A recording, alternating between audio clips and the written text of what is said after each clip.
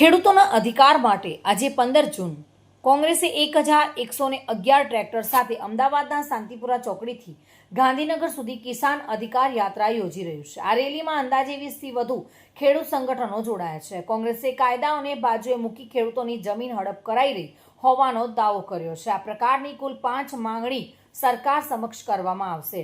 સેવાદળના અધ્યક્ષ લાલજી દેસાઈ, પાલ આંબલિયા, જયેશ પટેલ, મહેશ રાજકોટિયા, પ્રદેશ કોંગ્રેસના કાર્યકારી પ્રમુખ જિગ્નેશ મેવાણી આ યાત્રાનું સંકલન સંભાળી રહ્યા છે। તેમજ આ અધિકાર રેલીને વિધાનસભામાં કોંગ્રેસના નેતા ડોક્ટર તુષાર ચૌધરી તથા પ્રદેશ પ્રમુખ અમિત ચાવડા સંબોધન કરશે।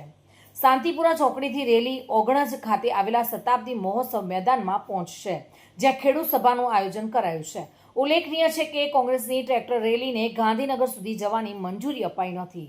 હાલમાં અમદાવાદની શાંતિપુરા ચોકડીથી કોંગ્રેસની ટ્રેક્ટર રેલી નીકળી છે, જેમાં નેતાઓએ સ્ટીયરિંગ સંભાળ્યું છે। અમિત ચાવડા ટ્રેક્ટર લઈને નીકળ્યા તો પ્રગતિ આહિરે, જ્ઞાનીબેન અને કરસન ભાદરાએ બેસાડીને નીકળ્યા હતા। શાંતિપુરા સર્કલથી ઓગણજ તરફની રેલીમાં વડગામના ધારાસભ્ય જિગ્નેશ મેવાણી પણ જોડાયા નથી।